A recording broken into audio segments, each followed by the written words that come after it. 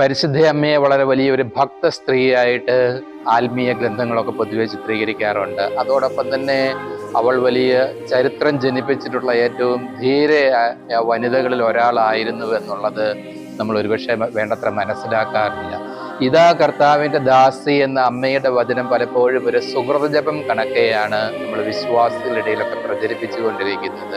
ഒരു സുഹൃതജപം എന്നതുപോലെ തന്നെ ഇത് ഇൻകിലാബ് സിന്ദാബാദ് എന്ന് പറയുന്നത് പോലെ അത്യുഗ്രമായ വിപ്ലവാത്മകമായ ഒരു മുദ്രാവാക്യം കൂടിയാണ് എന്നുള്ളത് ഇന്നത്തെ കാലഘട്ടത്തിൽ നമ്മൾ പ്രത്യേകമായിട്ടും തിരിച്ചറിയേണ്ട ഒരു കാര്യം തന്നെയാണ്. എന്തുകൊണ്ടാണ് പരിശുദ്ധ അമ്മ വലിയ ധീരയായിരുന്നുവെന്ന് പറയുവാൻ ഇടയാകുന്നത്? ഈശോ സുവിശേഷത്തിൽ പറയുന്നുണ്ട്, എന്നെ കാണുന്നവൻ എൻ്റെ പിതാവിനെ കാണുന്നുവെന്ന്. ഒരുപക്ഷെ ഈശോ ഇങ്ങനെ കൂടി പറഞ്ഞിട്ടുണ്ടാകുമെന്ന് ഞാൻ കരുതുകയാണ്, എന്നെ കാണുന്നവൻ എൻ്റെ അമ്മയെ കൂടി കാണുന്നു, പരിശുദ്ധ അമ്മയെ കാണുന്നുവെന്ന്. എത്ര വലിയ ധീരനായ ഒരു വ്യക്തിയായിരുന്നു ഈശോ. അവിടുത്തെ ധൈര്യം അപാരമാണ്.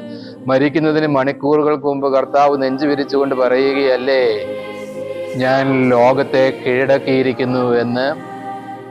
ദുഷ്ടനായ ഹെറോദോസിനെ പറ്റി അവൻ പറയുന്നുണ്ട്, അവനോട് ആ കുറുക്കനോട് പോയി പറഞ്ഞേക്കെ, ഇന്നും നാളെയും ഞാൻ ഇവിടെ സുവിശേഷം പ്രസംഗിച്ചുകൊണ്ടേയിരിക്കുമെന്ന്. ആത്മാവിനെ തൊടാൻ സാധിക്കാതിരിക്കുകയും ശരീരത്തെ കൊല്ലുകയും ചെയ്യുന്നവരെ നിങ്ങളൊന്നും ഭയപ്പെടേണ്ടതില്ല എന്നെത്ര ധൈര്യമായിട്ടാണ് കർത്താവ് പറയുന്നത്. എവിടെ നിന്നാണ് ഈശോയ്ക്ക് ഈ ധൈര്യമൊക്കെ ലഭിച്ചത്? എനിക്കൊരു ഒറ്റ ഉത്തരമേ ഉള്ളൂ, അതിന് ജനിതകപരമായ ഒരു പശ്ചാത്തലമുണ്ട് എന്നുള്ളത്.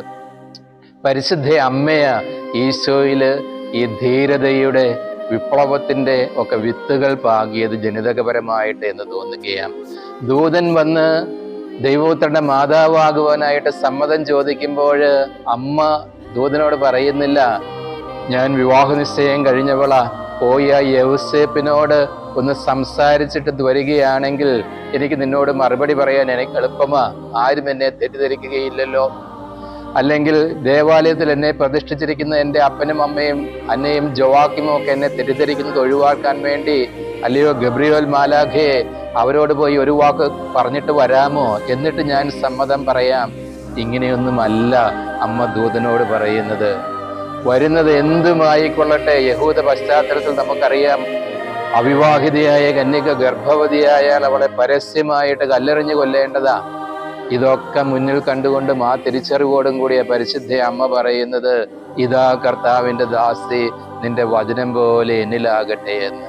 അതുകൊണ്ട് പ്രിയപ്പെട്ടവരെ, ഞാൻ പറഞ്ഞത് ഇത് കേവലം ഒരു സുഹൃതജപം മാത്രമല്ല, വിപ്ലവാത്മകമായ ഒരു പ്രഖ്യാപനം കൂടിയ, വിശ്വാസത്തിന്റെ ധീരമായ ഒരു മുദ്രാവാക്യം വിളി കൂടിയ പരിശുദ്ധ അമ്മയുടെ ഇതാ കർത്താവിൻ്റെ ദാസി എന്ന് പറയും.